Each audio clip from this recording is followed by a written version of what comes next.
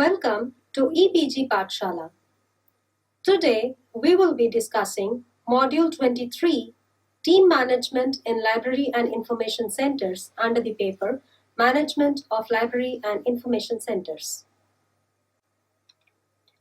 In this module, we will be touching upon the concept of a team, what and how to build a team management in general, and role of a leader in team management, teams and their management in libraries, and utilization, merits and demerits of a team by way of exploring the concept and definition of a team and team management, team building and team management, what are the roles of a team leader, the manager versus leader discussion, application of team management to library and information centers, advantages and disadvantages of teams, and then we'll recapitulate.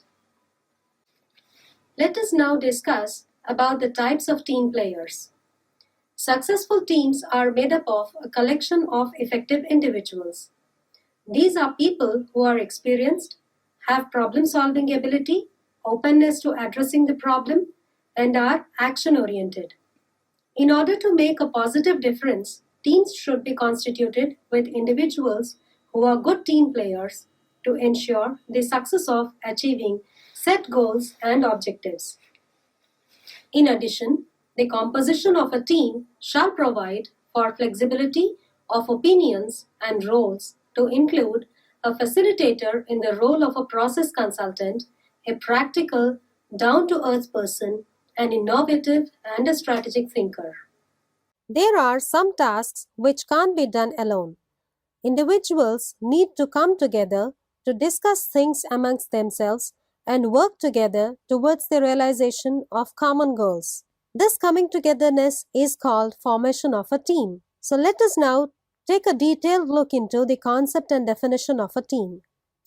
According to Susan Heathfield, a team is any group of people organized to work together interdependently and cooperatively to meet the needs of their customers by accomplishing a purpose and goals. A team can also be defined as a small number of people with complementary skills who are committed to a common purpose, set of performance goals, and approach for which they hold themselves mutually accountable. So what are the features of a team? They include: a team is a permanent task force or a committee. Teams are meant especially for conducting tasks that are high in complexity. They normally have members with complementary skills and generate synergy through a coordinated effort. We have seen what a team means and what are the features of a team. So how do we manage this team? What is team management? What is it about? Team management refers to the techniques, processes, and tools for organizing and coordinating a group of individuals working towards a common objective. Team members need to learn how to help one another, help other team members realize their true potential, and create an environment that allows everyone to go beyond their limitations.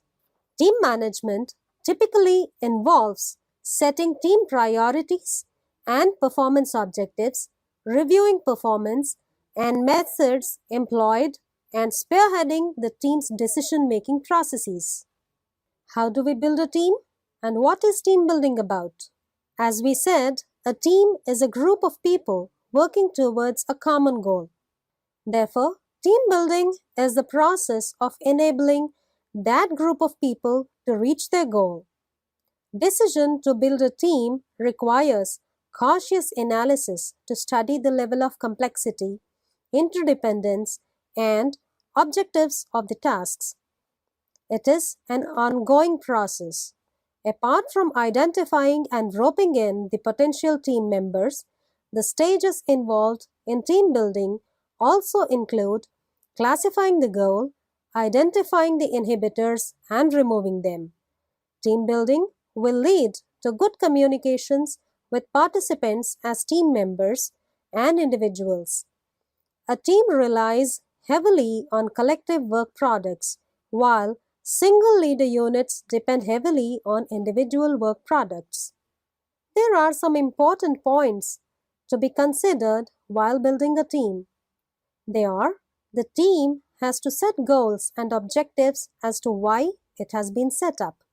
The roles should be defined clearly and right team members should be identified.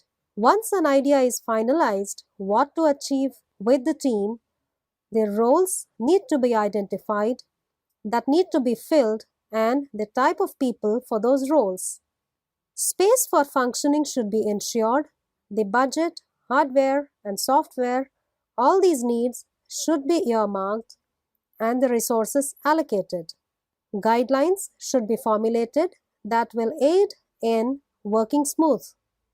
The method of members working in a team should be well defined. The value base of a team lies in interpersonal trust, concern for addressing issues and problems. The team members not only share expectations for accomplishing group tasks, but trust and support one another. Teams require various resources and supporting conditions in order to be effective. Unless and until the top management is committed to making teams effective, these resources may not be forthcoming when needed. Therefore, a team is motivated primarily by its purpose for performance and depends heavily on collective work products. There are many stages to build a team. In each of these stages, basic orientations are to be induced to the team members. The basic orientations are orientation to goal and tasks and orientation to people and relationships. Let us now look at the 4 stages. Stage 1, building awareness and forming the group. Stage 2, facing problems, conflicts, and facing the realities. Stage 3 is cooperation. And stage 4 is to concentrate on goal achievement. In stage 1, the members are made known of the desired goals, tasks to be performed by individual member. The achievement of goals is made known. In the second stage of facing problems, conflicts, and facing the realities, dealing with the feelings of people effectively becomes important to achieve clarity of purpose and overcoming other problems.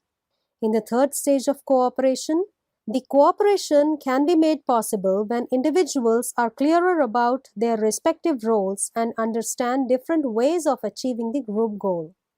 The relationship orientation is interpersonal trust, a feeling of belongingness and collaboration to the group. The fourth stage is related with generation of ideas, decision making, and problem solving. This stage is related to performance and result orientation. After the successful implementation of goal, the group may review its performance, which could be a good feedback for future.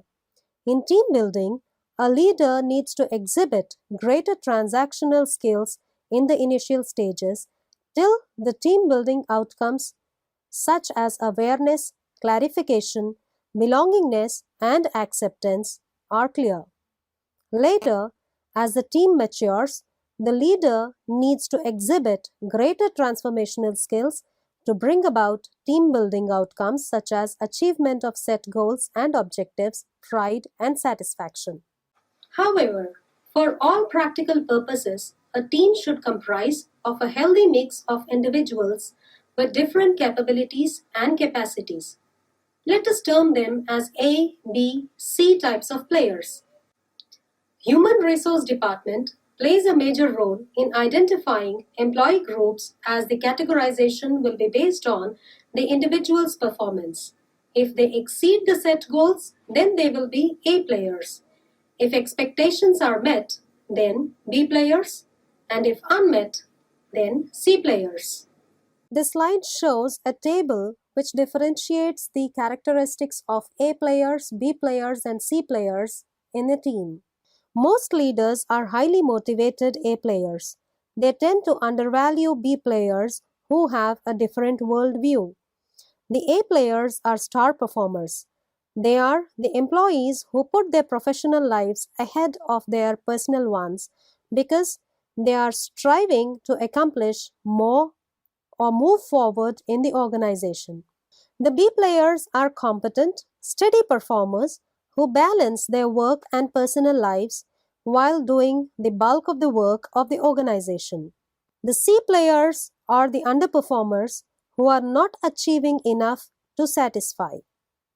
Since the organization cannot have a majority of A and B types of players and opt to totally do away with C type of players, the organization should bear in mind that whatever teams are created for various tasks from time to time, a healthy mix of all these three types of players are balanced.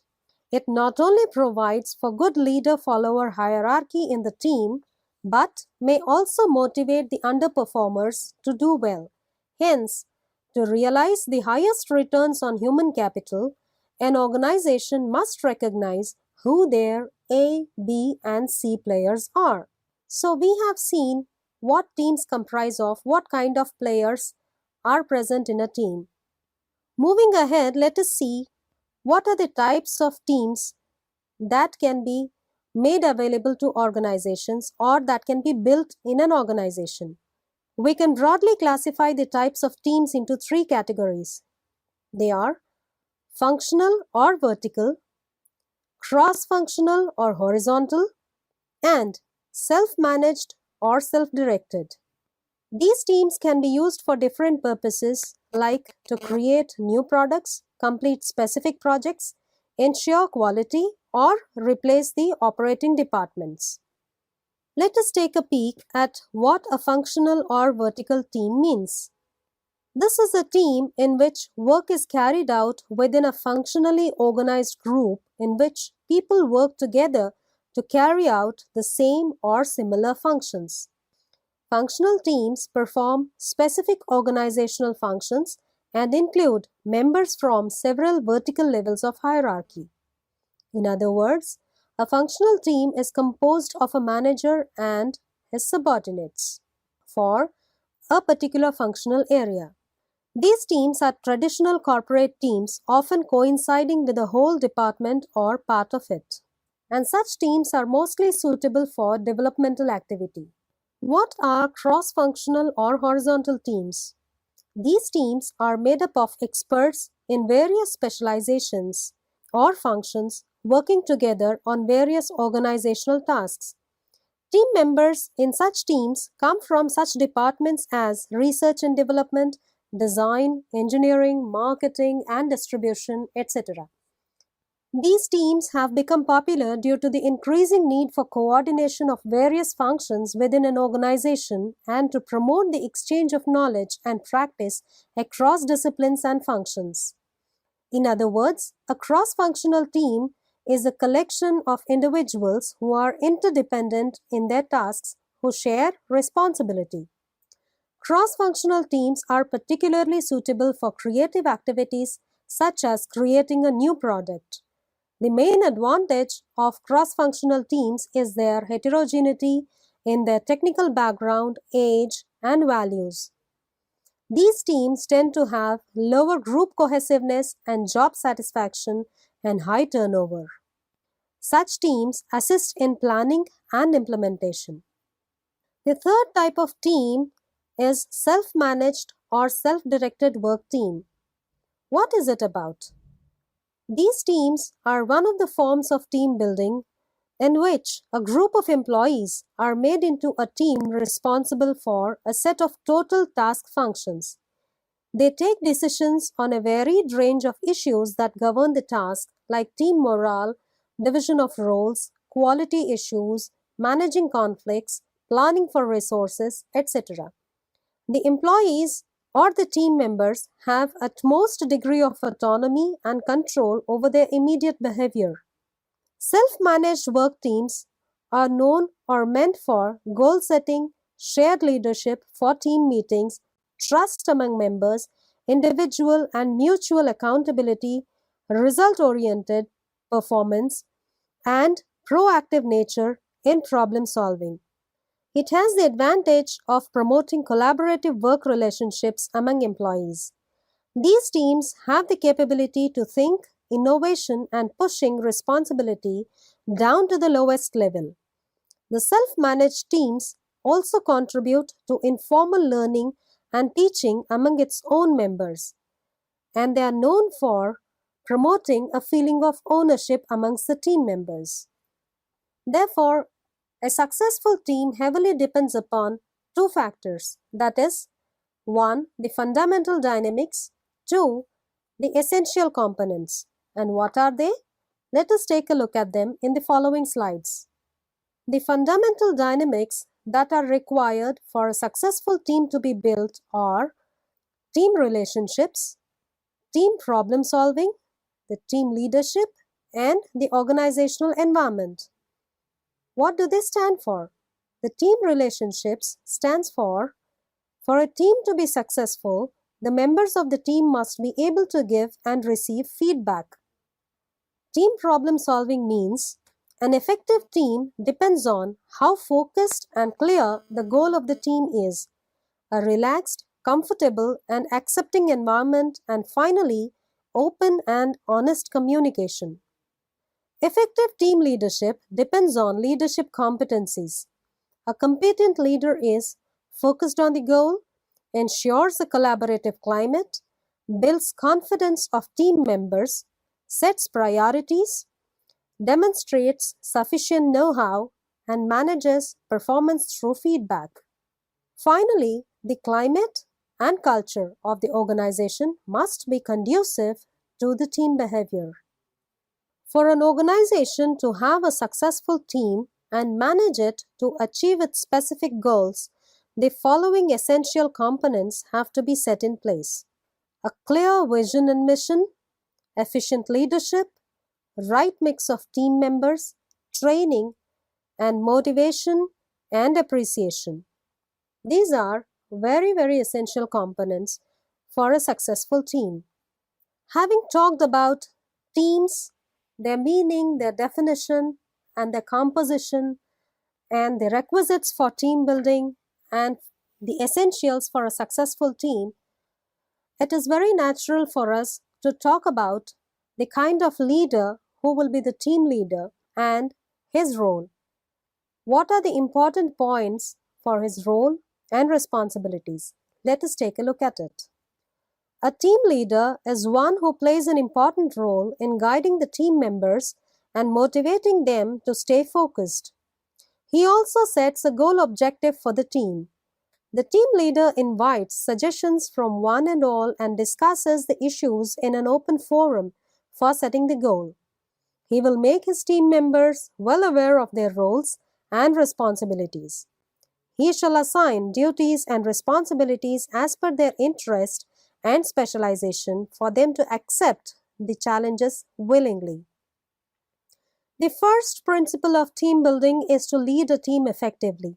A leader must establish leadership with each member. Most effective team leaders build their relationships of trust and loyalty. Team leader will be impartial and support one and all equally. As a team leader, constant motivation for his team members is extended so that they perform even better the next time. A team leader is someone who provides guidance, direction, and leadership to a group of other individuals for the purpose of achieving a key result. The team leader monitors the quantitative and qualitative result that is to be achieved. He should be able to work with other executives to mobilize their cooperation and to leverage the capabilities of their organizations and their people in the pursuit of the objectives and fulfillment of responsibilities. Team leaders are also responsible for facilitating the information processing activities engaged by the team as it accomplishes its task. The most potent leadership processes that foster collective information processes include encouraging and coaching them to the team members to engage in problem identification, diagnosis, solution generation, and solution selection activities. Finally, a team leader is a person who is a conflict resolver. He also owns the team's mistakes and attributes the success of a team to its members. He is the one who leads by example. So, what are the specific behaviors that are expected from an ideal leader? Those behaviors that would facilitate the team learning process. A team leader should accept feedback and ideas from others. He should be open to criticism. The team leader should also avoid person-oriented feedback. Rather, he should focus on task-focused feedback. That is, when giving feedback to the team members, he should not direct his feedback towards a person, rather it should be oriented towards a task. And the provided feedback should be specific, constructive suggestions should be given, and it should be encouraging to the team members. These are some of the points appearing on the slide as elucidated by Tannenbaum and others. Having seen the formation of teams, types of teams, and the kinds of team players and the role of a team leader, let us now look at some useful tips for managing a team effectively. Contrary to the popular belief, teams are not always the best way to get work done.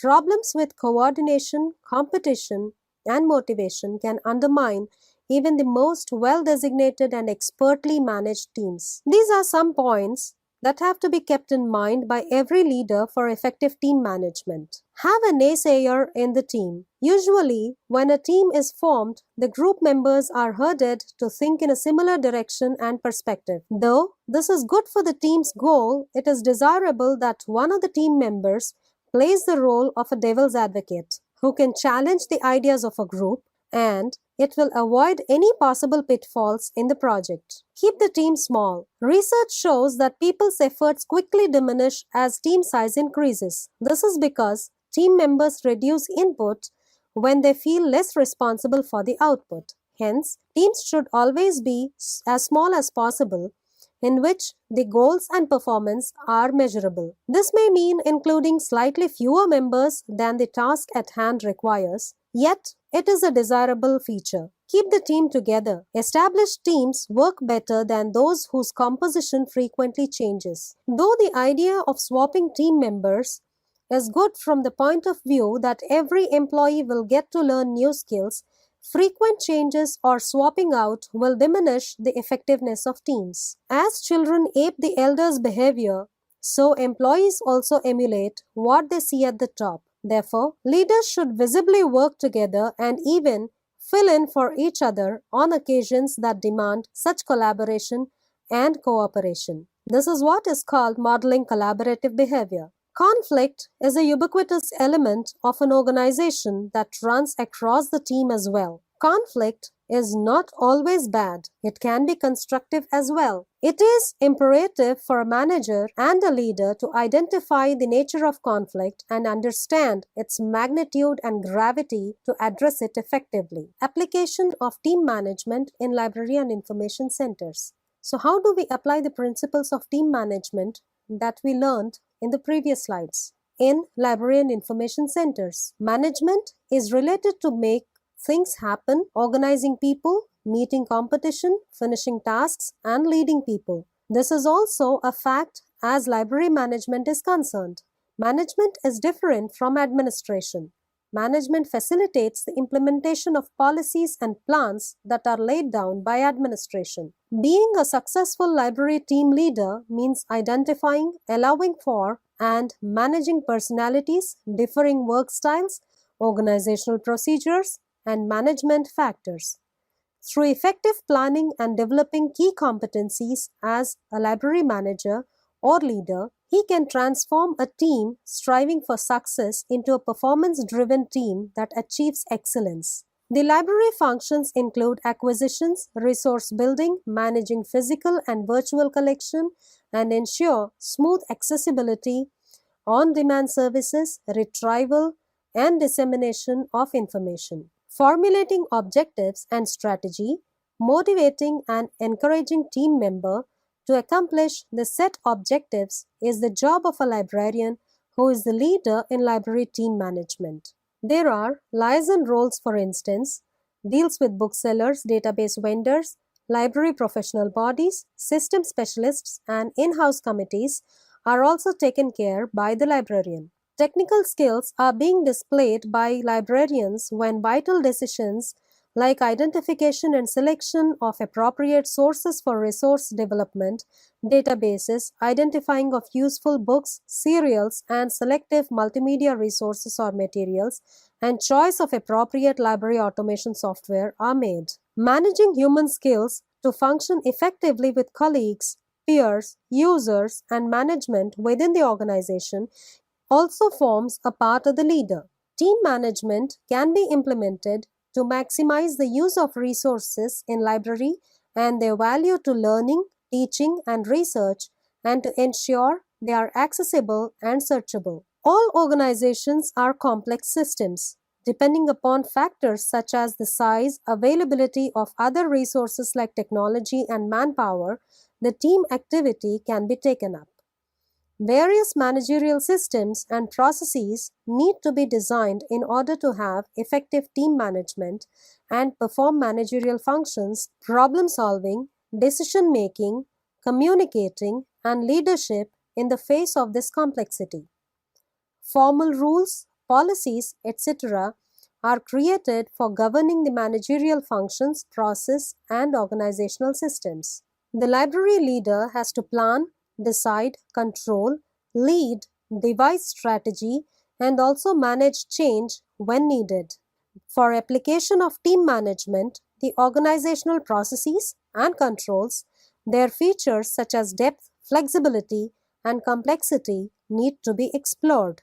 So, how to emulate the manager in you? How do you emulate the manager to become a leader? For this, one needs to understand the management and leadership processes. What are the similarities and what are the differences between them? For instance, this table provides some of the functions of management and some functions of leadership. Management basically produces order and consistency, whereas leadership produces change and movement. As a library and information professional leading a team of library professionals, the team leader needs to play a role of manager as well as a leader. When it comes to managing the library team, the library leader has to play the role of a manager as well as a leader, imbibing both qualities and act as per the situation. This slide gives a table which shows the differences between a manager and a leader. One has to understand the differences and similarities between the role, and as said, one has to decide upon whether to act as a team manager or as a team leader depending upon the situation he is faced with. As discussed previously, teams are not always the best way to get the work done. There are both advantages and disadvantages of having teams. This table shows the advantages and disadvantages of having teams. Therefore, it is a choice of the library manager to have teams or not to have teams depending upon the tasks that are allocated to library.